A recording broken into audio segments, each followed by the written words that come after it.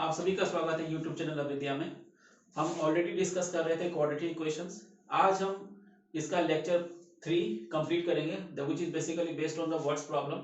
आज की क्लास में हम वर्ड्स प्रॉब्लम के कुछ इंपॉर्टेंट क्वेश्चंस करते हैं और कैसे आप इनको कर सकते हैं। क्वेश्चंस मैंने ऐसे लिए हैं जिनमें कॉन्सेप्ट है, जिन्हें आपको समझने की जरूरत है। आइए शुरू करते हैं। सबसे पहले इस क्वेश्चन को देखते हैं। A motorboat whose speed is 18 km in still water and 1 hour more to go 24 km in upstream. Then they return to downstream to the same spot. Find the speed of the stream. Simple सा question है ये। कहने का मतलब ये है कि आप लोगों ने जो पानी होती है, जो वाटर होता है, उसमें दो तरीके का आपने मोशन देखा होगा। एक मोशन किस तरीके का, जो स्टिल होती है, बिल्कुल रुकी हुई पानी होती है, जो कहाँ देखने को मिलता है आपको, जैसे पॉन्ड हो गया, स्विमिंग पूल हो गया, इन सब में ये चीजें क्या कैसे देखने को मिलेगी आपको, पानी रुकी हुई होगी, पानी का कोई मूवमेंट नहीं होता। लेकिन वाटर जैसे कि रिवर हो गया, रिवर में मूवमेंट होता है, ठीक है। कोई चैनल हो गया, कोई नहर हो गई, उसमें वाटर का मूवमेंट होता है। ये दो तरीके केस दे रखा है उसने। तो इसमें सपोज कीजिए अगर आप एक स्विमिंग पूल में स्विम कर रहे हैं, अगर आप स्विम कर रहे हैं, तो आप जो स्विमिंग कर रहे हैं तो आपकी अपनी स्पीड है, उसमें वाटर यानी पानी आपकी कोई हेल्प नहीं कर रहा है मूवमेंट में। ओके, पानी आपकी मूवमेंट में कोई हेल्प नहीं कर रहा। लेकिन अगर आप रिवर में अगर करते हैं, रिवर में अगर स्विमिंग करती है, तो वाटर आपको क्या कर सकता है, हेल्प भी कर सकता है और आपको रिस्ट्रिक्ट भी कर सकता है मूवमेंट में, राइट। इसीलिए यहाँ पे इन दोनों चीजों को समझ के इस क्वेश्चन को हमें करना है।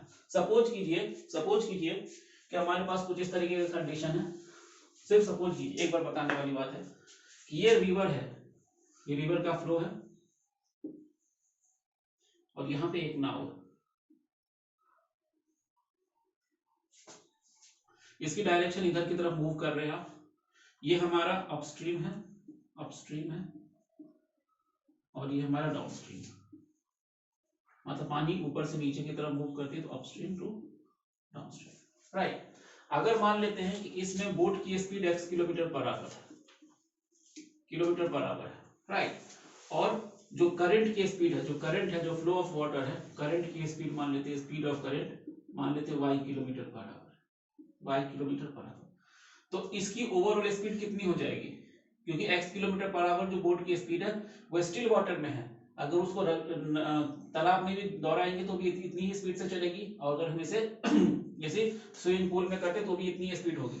लेकिन अगर रिवर में करते हैं तो ये आपका क्या हो जाएगा, ऐड हो जाएगा, क्योंकि दोनों की डायरेक्शन सेम है। हमारा बोट भी इसी डायरेक्शन में जा रहा है और साथ में करंट का फ्लो भी इसी डायरेक्शन में, तो दोनों की स्पीड क्या हो जाएगी, ऐड हो जाएगी। यानी जो डाउनस्ट्रीम स्पीड होगा वो दोनों का सम होगा। Downstream speed is equal to x plus y kilometre per hour. और अगर आप ऊपर की तरफ मूव करते हैं, इधर आप मूव करते हैं, राइट, अगर आप इधर मूव करते हैं तो इस सिचुएशन में क्या होगा, आपकी जो स्पीड है वो है x किलोमीटर पर आवर और इसमें से माइनस हो जाएगा y kilometre per our. Suppose समझने के लिए कि आप एक घंटे में 10 किलोमीटर आप ऊपर चढ़ते हैं, एक घंटे में आपकी स्पीड 10 किलोमीटर है, तो 10 किलोमीटर आप ऊपर चढ़ेंगे। पानी की स्पीड 2 किलोमीटर पर आवर है मान लेते हैं, तो ओवरऑल जो चेंज होगा दोनों को देखने के लिए कितना ही होगा, मतलब आपने डिस्टेंस कितना ट्रैवल किया, 8 kilometre per our, 8 kilometre he travel किया है आपने डिस्टेंस, 8 किलोमीटर ही डिस्टेंस आपने ट्रैवल किया है, ठीक है। क्योंकि 10 किलोमीटर पर आवर उसकी स्पीड है, एक घंटे में 10 किलोमीटर जाएगी, लेकिन अपोजिंग फोर्स कितना है, 2 किलोमीटर पर आवर का, मतलब 2 किलोमीटर आप नीचे भी आएंगे उतने में। तो टोटल डिस्टेंस कितना ट्रैवल करेंगे आप, 8 किलोमीटर ही ट्रैवल करेंगे। इसी के ऊपर बेस्ड हमारा ये क्वेश्चन है, इस क्वेश्चन को कैसे कर सकते हैं आइए देखते हैं। यहाँ पे हमारे पास जो बोट की स्पीड है वो गिवन है।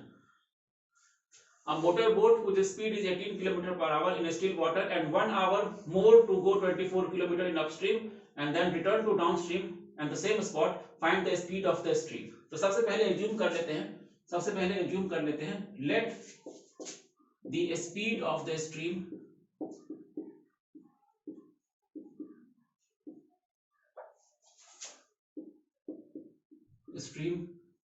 is equals to x kilometre per our.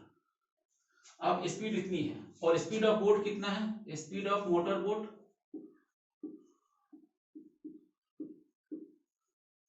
Boat कितना है, 18 किलोमीटर पर आवर। डिस्टेंस कितना ट्रैवल करना है 24 किलोमीटर, राइट। डिस्टेंस कितना ट्रैवल करना है 24 किलोमीटर, तो distance is equal to 24 kilometre. अब यहां से कैलकुलेट करते हैं कि अपस्ट्रीम स्पीड कितनी है और डाउनस्ट्रीम स्पीड कितनी है, राइट। तो अपस्ट्रीम स्पीड कितनी हो जाएगी,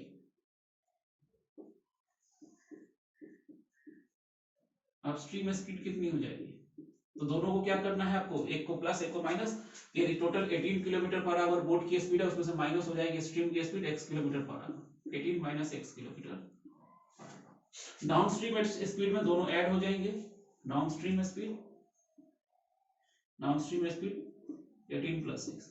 अपस्ट्रीम और डाउनस्ट्रीम में अगर कंफ्यूजन है तो आप ऐसे समझो, जिधर नाव जा रही है उधर ही पानी जा रही है तो डाउनस्ट्रीम, जिधर नाव जा रही है उससे उधर ऊपर उल्टा पानी आ रहा है दैट इज अपस्ट्रीम। इस तरीके के हिसाब से समझ सकते हो। तो अपस्ट्रीम और डाउनस्ट्रीम डिस्टेंस कितना ट्रैवल करना है। अब इसमें हमें रिलेशन फाइंड आउट करना है कि यहाँ पे उसने 1 घंटे का टाइम दिया, 1 घंटे का टाइम दिया। A motorboat whose speed is 18 km in still water, 1 hour more to go 24 km upstream। मतलब डाउनस्ट्रीम और अपस्ट्रीम में के बीच में 1 घंटे का गैप है। मतलब अगर डाउनस्ट्रीम में उसे जाने में 5 घंटे लगते हैं, डाउनस्ट्रीम में अगर उसे 24 किलोमीटर ट्रैवल करने 5 घंटे लगते हैं, तो अपस्ट्रीम में उसे 6 घंटे लगेंगे। 1 आवर मोर लिखा हुआ है, इतने का डिफरेंस है। तो यहां से हमें एक इक्वेशन बनानी पड़ेगी, टाइम गिवन है, टाइम के थ्रू इक्वेशन बनाना है। तो एक आपने ऑलरेडी जूनियर क्लासेस में आपने पढ़ा है, स्पीड इज इक्वल टू क्या होता है, distance upon time, distance upon time, speed is equal to distance upon time. अब रिलेशन किसके साथ में बनाना है, टाइम के साथ में बनाना है। तो टाइम इज इक्वल टू आप कैलकुलेट कर लो, टाइम इज इक्वल टू क्या हो जाएगा, distance upon speed, distance upon speed. अब दोनों का टाइम कैलकुलेट कर सकते हैं, दोनों का टाइम कैलकुलेट कर लेते हैं, दोनों का टाइम कैलकुलेट कर लेते हैं। तो अपस्ट्रीम में कितना टाइम लगेगा, डाउनस्ट्रीम में कितना टाइम लगेगा, राइट। तो अपस्ट्रीम में कितना टाइम लगेगा, अगर यहां से टाइम कैलकुलेट करें, यहीं पे कैलकुलेट कर लेते हैं साथ में, इसको ले लेते हैं हम T1। T1 अगर डेटा कितना टाइम लगेगा, स्पीड कितना है दिस मच और डिस्टेंस 24 किलोमीटर, तो 24 डिवाइडेड बाय 18 माइनस 6। और डाउनस्ट्रीम में अगर T2 ले गया कितना हो जाएगा, 24 divided by 18 plus 6। Simple calculation है, बहुत छोटे लेवल से आप ये पढ़ते आ रहे हैं। तो दोनों इसे अगर अपस्ट्रीम जा रहा है तो इसे इतना टाइम लगेगा, और डाउनस्ट्रीम अगर आएगा तो इसे इतना टाइम लगेगा, सिंपल। अब इन दोनों के बीच में डिफरेंस कितना दे रखा है, 1 घंटे का डिफरेंस दे रखा है। तो according to question ATQ, according to question, इन दोनों क्वांटिटी में कौन सी क्वांटिटी बड़ी है, आप खुद सोच लो, दोनों क्वांटिटी में कौन सी क्वांटिटी बड़ी है। डायरेक्ट लगा सकते हैं, नहीं तो क्वेश्चन के थ्रू लगा सकते हैं कि डाउनस्ट्रीम और अपस्ट्रीम में 1 घंटे का गैप है। तो अगर देखा जाए तो दोनों में से कौन सी क्वांटिटी बड़ी है, तो T1 बड़ी है, T1 क्वांटिटी बड़ी है। तो T1 minus T2 that is 1, T1 minus T2 that is 1। आप इसको लिख सकते हैं, time taken in upstream T1 है और टाइम टेकन इन डाउनस्ट्रीम कितना है, T2 है, और दोनों के बीच का गैप कितना है, इतना दे रखा। तो यहां से क्वेश्चन को सॉल्व कर लेते हैं। 24 upon 18 minus x minus 24 upon 18 plus x is equals to 1। यहां से आपको एक क्वाड्रेटिक इक्वेशन फॉर्म करना होगा। एलसीएम लेके देखते हैं कि क्या हमारा क्वाड्रेटिक इक्वेशन बन रहा है या नहीं बन रहा है। तो इसमें से 24 कॉमन ले लेते हैं। 24 अगर कॉमन ले लिया तो क्या बचेगा हमारे पास, 1 upon 18 minus x minus 1 upon 18 plus x is equals to 1। LCM ले लो, एलसीएम हो जाएगा 18 minus x 18 plus x is equals to 1 upon 24, और यहां लिखेंगे हम ये कॉम्बिनेशन 18 प्लस x हो जाएगा और माइनस 18 प्लस x, 18 से 18 कैंसिल आउट, तो कितना हो गया आपका 2x divided a plus minus b into a plus b, right. तो a square means a square minus b square का फॉर्मेट आ गया। 18 का स्क्वायर कितना होता है 324 माइनस x स्क्वायर 1 अपॉन 20। यहां से क्रॉस मल्टीप्लाई करते हैं इसे हम, 48x 324 minus x square, transpose करने पर क्या आएगा, x square plus 48x minus 324 is equals to 0। अब इसका हमें मिडिल टर्म स्प्लिटिंग करना है, तो मिडिल टर्म स्प्लिटिंग किसके थ्रू कर सकते हो? 324 लिया है आपने, 324 को करके देख लो। 2 से 162, फिर 2 से करोगे 81, 3 से करोगे आप कितना हो जाएगा ये आपका 27, 27 फिर 3 से 9, 9 से करोगे 3, 3। कोई पेयर ढूंढना है तो इसमें इसी में से सारे में इसी में से कोई ना कोई पेयर बन जाएगा आपका। इन सब का मल्टीप्लिकेशन 324 तो होगा ही, इसी में से आपको पेयर ऐसा ढूंढना है जिसका सम आ जाए 48, राइट। तो 3 3 जा 9, 9 3 जा 27, 27 2 जा 54, 54 और 6 का पेयर ले लो तो यहाँ बन सकता है। तो 54x minus 6x minus 324 is equals to 0। x common लेने पर x प्लस 54 माइनस 6 कॉमन लेने पर x plus 54 is equals to 0। So x plus 54 x minus 6 is equals to 0। x is equals to 6 और माइनस 54, तो minus 54 neglect हो जाएगा, neglected. देखिए क्यों? क्योंकि हमारा डिस्टेंस कभी नेगेटिव नहीं हो सकता। So speed of the upstream कितना आएगा? स्पीड कितनी आएगी? स्पीड ऑफ अपस्ट्रीम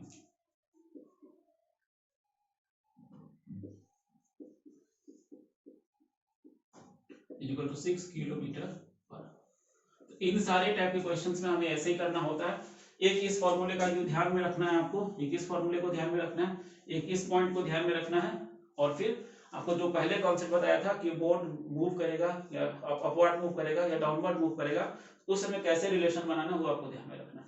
बाद बाकी इस क्वेश्चन को ऐसे ही करना है, किसी टाइप का क्वेश्चन आएगा क्वालिटी के फॉर्म में आपको इसी तरीके से परफॉर्म करना है। आइए इस क्वेश्चन को करते हैं। क्वेश्चन नंबर 2 लिया हमने ये, a train travels 360 km at a uniform speed. If the speed had been 5 km more, it would have taken 1 hour less for the same journey. Find the speed of the train.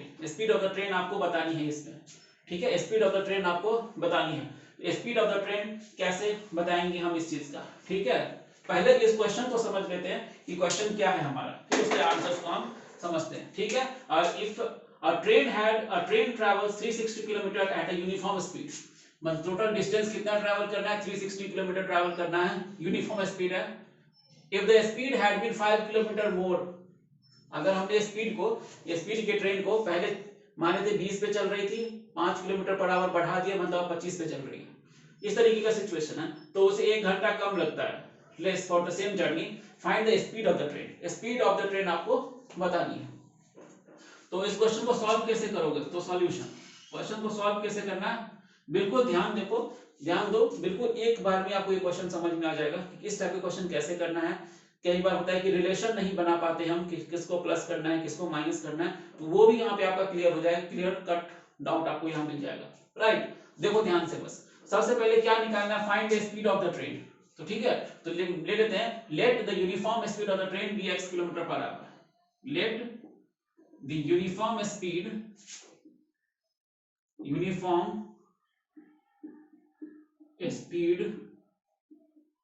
of the train, let the uniform speed of the train be x kilometre per our. Distance कितना travel करना है? तो distance travel करना है, distance 360 kilometre.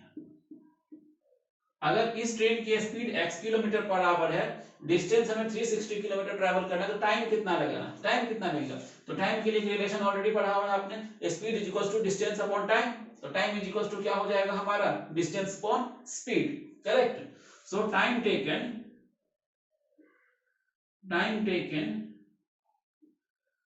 To travel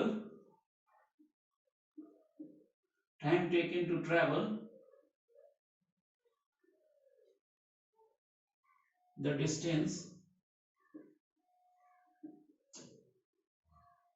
is equals to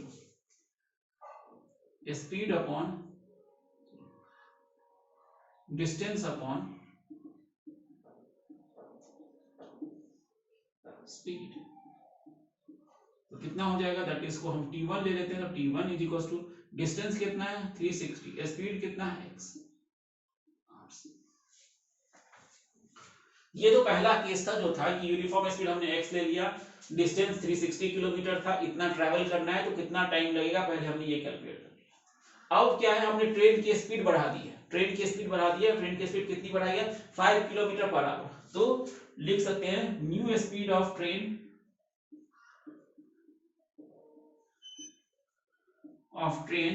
is equal to कितना हो जाएगा, x plus 5 kilometre per our,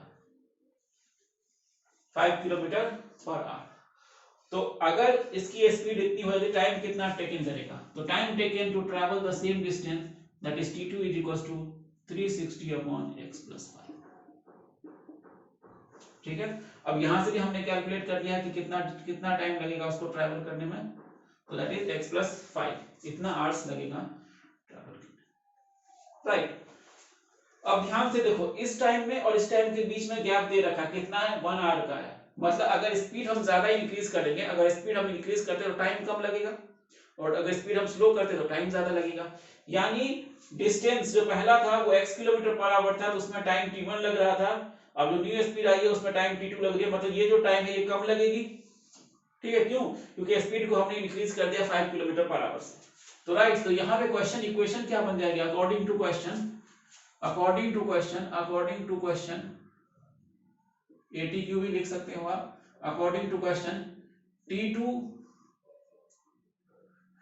time किसकी ज्यादा, T1 की ज्यादा, तो T1 minus T2 is equals to T1 minus T2 is equals to 1। Okay, T1 minus T2 is equals to 1, 1 घंटे का गैप है हमारा। तो T1 और T2, T1 कितना है हमारा 360 अपॉन x, 360 अपॉन x, और T2 कितना है 360 upon x plus 5 is equals to 1। Right, अब इसको सॉल्व कर लेते हैं, इसको सॉल्व करते तो, और 360 कॉमन ले लो, 360 कॉमन ले लोगे तो क्या बचेगा हमारे पास, 1 upon x minus 1 upon x plus 5 is equals to 1, और 1 upon x minus 1 upon x plus 5 is equals to 1 upon 360। ठीक है, 1 upon x minus 1 upon x plus 5 is equals to 360। ठीक है, एलसीएम ले लो, एलसीएम लेगो तो क्या बनेगा हमारा, एलसीएम लेने पर x इंटू x प्लस 5, और ये हो जाएगा x plus 5 minus x cancel out, that is 1 upon 360। Cross multiply कर दो, क्रॉस मल्टीप्लाई करोगे तो 5 into 360 is equals to x square plus 5x, और एक्स स्क्वायर इसको उधर शिफ्ट कर लेते हैं, transpose x square plus 5x minus 1800 is equals to 0। 1800 zero, 5 3 जा 300, 16 63 65 जा 300, 15 और 3 1800। ठीक है, 1800। नेक्स्ट इसको आप सॉल्व करो, तो इसे क्वाड्रेटिक इक्वेशन से भी सॉल्व कर सकते हैं और मेरिट टर्म स्प्लिटिंग से भी सॉल्व कर सकते हैं, जिससे इस आसान लगे उससे आप सॉल्व कर दो। करेक्ट, मैं इसको मेरिट टर्म स्प्लिटिंग पे लेके चलता हूं, तो ये क्या हो जाएगा, x square plus 45x minus 40x minus 1800 is equals to 0। Right, 45x 45 minus कितना हो गया, 40 into 4600, करेक्ट।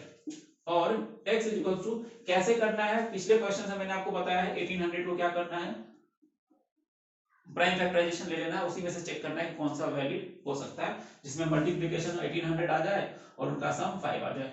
ये ऐसे ही चेक करना है जैसे प्रीवियस क्वेश्चन में हमने किया था।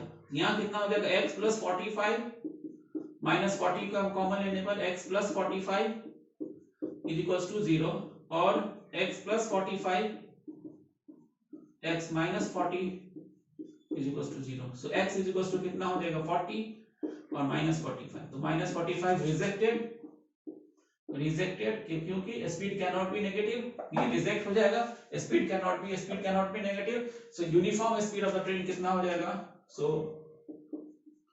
Uniform speed of the train is equals to 40 kilometre. ये हमारा आंसर हो जाएगा। ऐसे क्वेश्चन करना है, टाइम और डिस्टेंस के साथ रिलेशन वाले क्वेश्चंस मैंने आपको बताए हैं। ओके, तो कैसे करना है बिल्कुल ध्यान में देखना है। रिलेशन किसके रिस्पेक्ट में दे रखा है उसको देखना है। यहाँ पे टाइम के रिस्पेक्ट में दे रखा है, जिससे हमने टाइम के रिस्पेक्ट में इसको फाइंड आउट किया और टाइम हमने कैलकुलेट करके इसको सॉल्व कर दिया। ओके, कोई डाउट इसमें? तो कोई डाउट हो तो कमेंट सेक्शन में जरूर लिखना। आइए क्वेश्चन नंबर 3 देखते हैं हम। Sum of areas of two square is 544 metre square and the difference of their perimeter is 32 meter. Find the side of the two squares. ठीक है, सिंपल सा क्वेश्चन है, आपको दो स्क्वायर गिवन है, उन दोनों स्क्वायर का एरिया जो है वो 544 मीटर स्क्वायर है और उनके पेरीमीटर जो है डिफरेंस है 32 मीटर है। तो आपको ये बताना है कि साइड ऑफ टू स्क्वायर्स कितना होगा, साइड ऑफ टू स्क्वायर कितना होगा, राइट। तो इस क्वेश्चन को आप कैसे कर सकते हैं, देखो सबसे पहले हम क्या करते हैं सॉल्यूशन स्टार्ट में। सबसे पहले मैं स्क्वायर ले लेता हूँ, मान लेता हूँ ये हमारा एक स्क्वायर है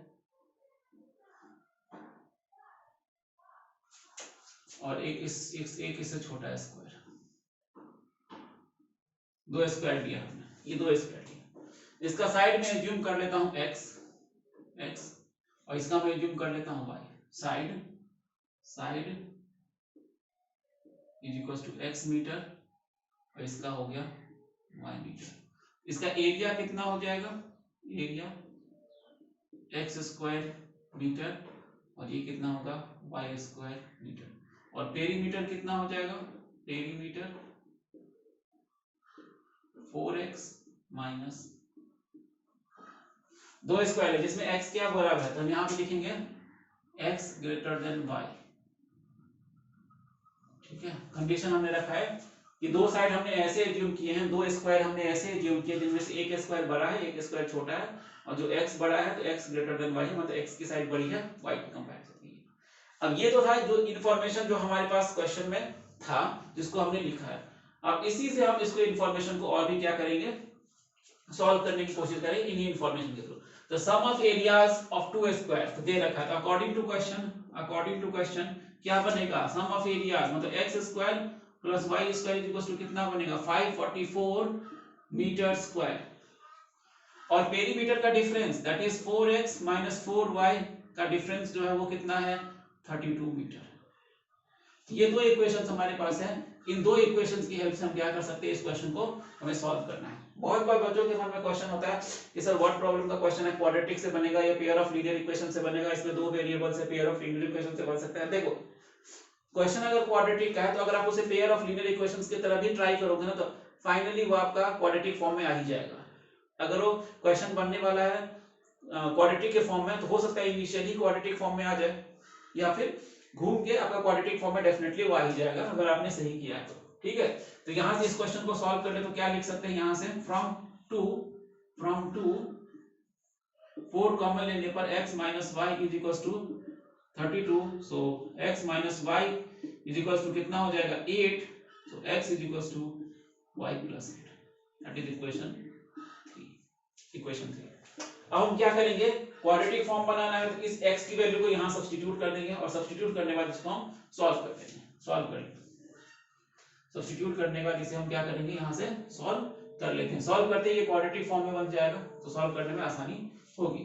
करेक्ट, तो सॉल्व करो, क्या लिखोगे फ्रॉम 1 and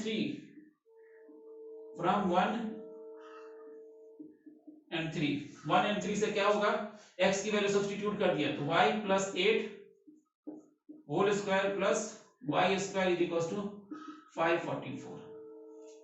तो y square plus 16y plus 64 plus y square is equal to 544। Arrange करते हैं तो इक्वेशन क्या बन जाएगी 2y square 16y plus 16y और यहाँ पे इधर देखें तो माइनस 544 हो जाएगा तो 544 में से आप माइनस कर लो 64 तो 048 480। राइट, सही है ना, 0 814 480 माइनस 480 माइनस करने पर ये हो गया माइनस 480 इज इक्वल टू 0। 2 और कॉमन ले सकते तो 2 कॉमन लेने पर क्या हो जाएगा 2 into 8y minus 240 is equal to 0। So y square plus 8y minus 240 is equals to 0।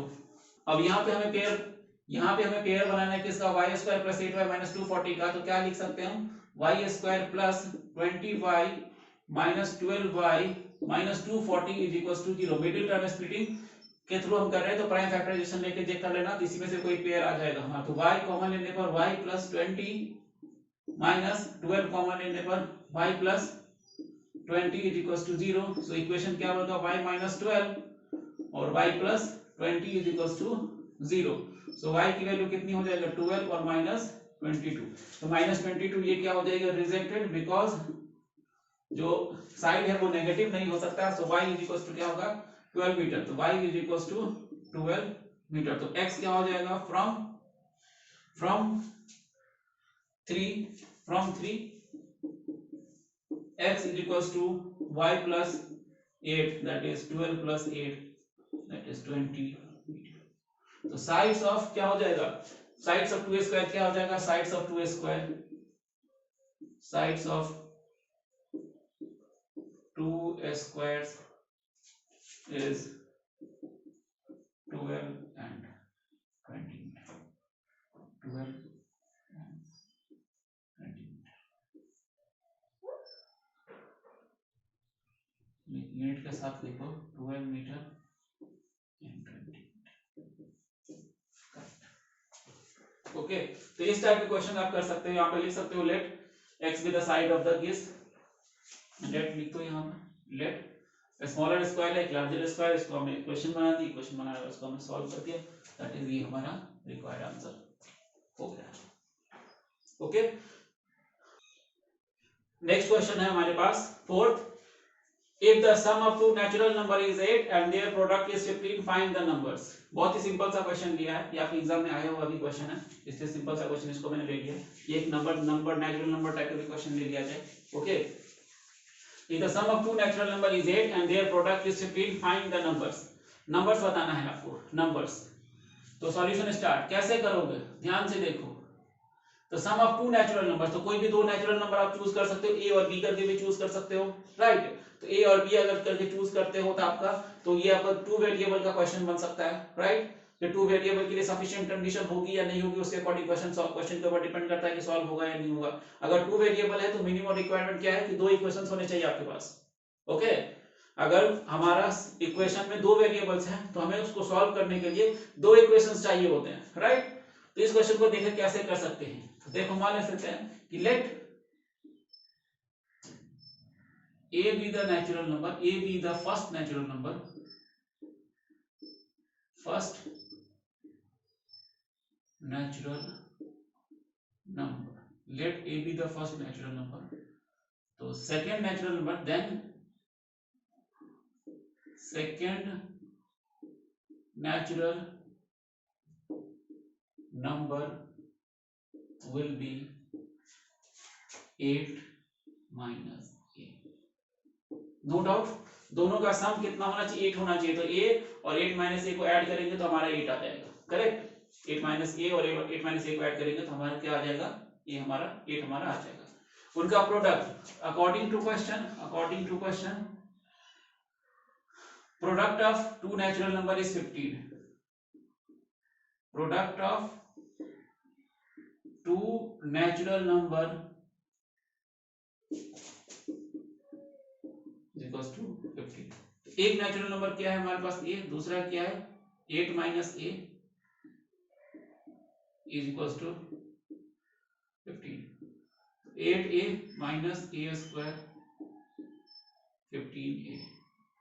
Transpose कर लो, ट्रांसपोज कर ले तो लिख सकते हैं a square plus 15a minus 8, sorry 15a लिख दिया मैंने, गलत हो गया, a नहीं होगा यहाँ पर,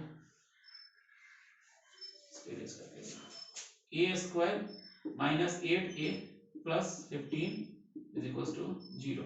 मिडिल टर्म स्प्लिटिंग कर लेते हैं इसका, बहुत ही सिंपल दे रखा है, a square minus 5a minus 3a plus 15 is equal to 0। So a minus 5, 3 common लेने पर a minus 5 is equal to 0। a minus 3 into a minus 5 is equal to 0। So a is equal to क्या हो जाएगा 3 और क्या हो जाएगा 5। तो अगर एक नेचुरल नंबर 3 है तो दूसरा नेचुरल नंबर कितना आ जाएगा 5। और अगर एक नेचुरल नंबर अगर 5 है तो दूसरा कितना आ जाएगा 3.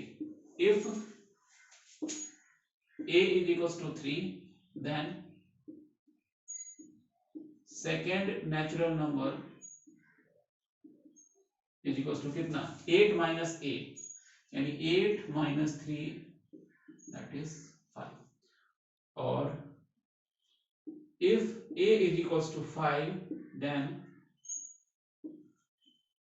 second natural number will be 8 minus 5 that is. तो यही क्या हो जाएगा हमारा आंसर, यही क्या हो जाएगा हमारा आंसर हो जाएगा. राइट. तो ये हमारे क्वेश्चन तो बहुत ही सिंपल सा क्वेश्चन था, 2 मार्क्स में आया हुआ था आपके एग्जाम में. ये क्वेश्चन हमने डिस्कस किया. आइए इस क्वेश्चन को देखते हैं. क्वेश्चन नंबर 5 है हमारा. The sum of two numbers is 9 and the sum of their reciprocal is half. Find the numbers. ठीक है, बहुत ही सिंपल सा क्वेश्चन है, बहुत ही सिंपल सा क्वेश्चन है. सम ऑफ टू नंबर्स इज 9 दे रखा है और उसके सम ऑफ रेसिप्रोकल इज हाफ है, तो हमें वो नंबर्स बतानी है. तो सॉल्यूशन क्या कर सकते हैं? सॉल्यूशन तो let first number be x and the second number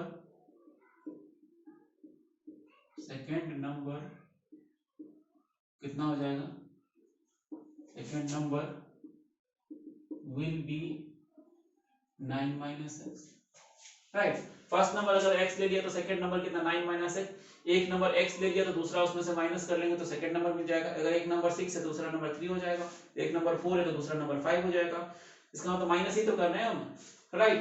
तो अगर एक नंबर x है तो x में से 9 में से x माइनस किया that is 9 minus x. According to question ADQ, according to question क्या बनेगा यहाँ पे equation? Sum of their reciprocal. तो x का रेसिप्रोकल क्या होगा? 1 upon x, उसका सम और 1 upon 9 minus x is equals to what? Is equals to half. ये हमारा क्वेश्चन बन गया. Sum of their reciprocal is half, तो उनका सम ऑफ रेसिप्रोकल 1 का x का reciprocal 1 upon x, 9 minus x का reciprocal 1 upon 9 minus x is equals to half. और क्या लिख सकते हैं? एलसीएम ले लेते हैं इसमें.